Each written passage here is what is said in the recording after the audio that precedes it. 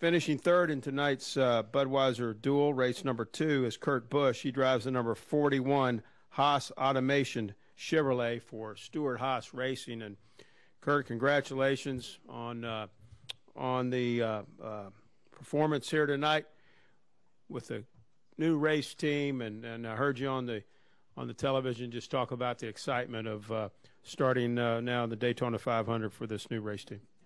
Well, thanks, Kerry. What a fantastic night for a Haas Automation Chevy.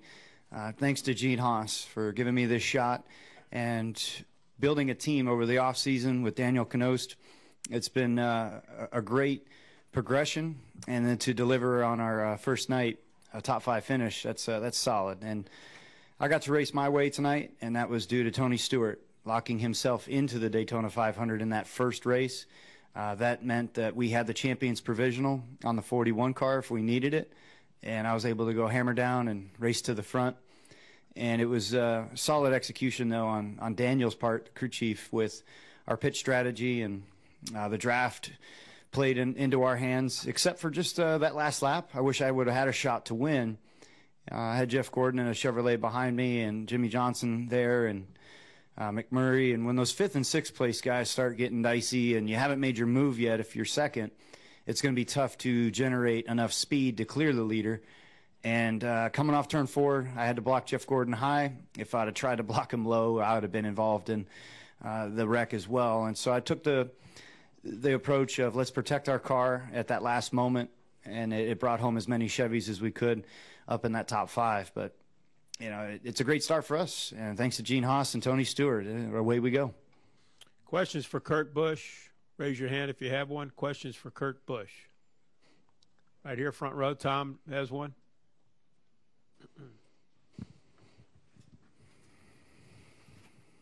Congratulations, Kurt. Tom Jensen, FoxSports.com. 2 questions for you. First of all, now that you've been with the team for a little bit, has the experience been what you've hoped so far, going to a new team and kind of building it? And number 2, does anybody have anything for the Gibbs Toyotas that look so strong? You know, it's been everything that I would have hoped it to be. It's a first-class organization that's built on a championship foundation with Tony Stewart's name, with Gene Haas. The partnership there is as solid as it's ever been. And the 4 cars that we brought to Daytona didn't qualify where we wanted to, and now it's time to race. And this is where you roll your sleeves up, and this is when the communication really starts clicking within the team. And so you lean on the crew chief, Daniel Knost, and the lead engineer, Wes, and then it just goes right on down the train. And it was great to execute tonight flawlessly and to bring home a top 5 finish and to just kind of put that check mark next to the 41's number to say, hey, we are in the Great American Race in style, we're prepared, and we're ready to do this. The second part of your question, those Gibbs guys, they're strong. You know, I've been coming down here 15 years, and you see cars qualify really well, and then some of them don't race well.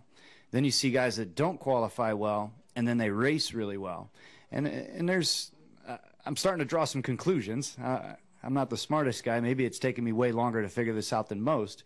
But the Gibbs cars, those Toyotas, don't seem to throw in all that snake oil and all that magic for qualifying. And if you're 18th on your own, like Matt Kenseth was in qualifying, you know, Denny Hamlin was 23rd. That's pretty strong when you're just going with basically your package that you're going to race with. And so now it's shown up 3 times. Denny Hamlin's got 2 wins, Kenseth's got a win, and those Gibbs guys are on their game. Other questions for Kurt? Right here, Don has one. Not to sound a little sarcastic here, but you're not going to have any help, at least early in the race, from your 3 teammates, because they all have to start in the back. What did Harvick do? His car failed inspection. Oh, that's not good.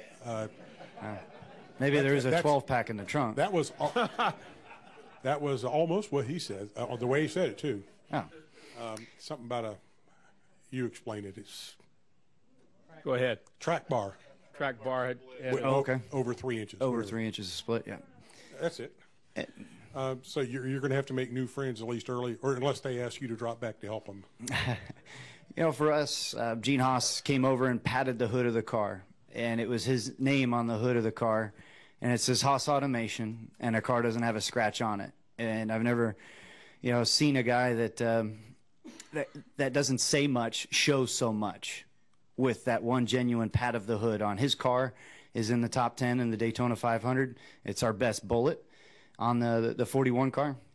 And it's his pride. It's his Haas Automation Company with a Chevy emblem and with Monster Energy on board. It's what we want. It's what we want on the 41, and we'll race from there. I know the Stewart Haas teammates will show up as the race progresses. It's a long 500 miles. You have the attrition, you have pit road, you have drafting mistakes. There's plenty of things that'll mix up the field, but we're proud to be up front in the Great American Race. Anything else for Kurt? Over here at far right, we'll finish up with Hill.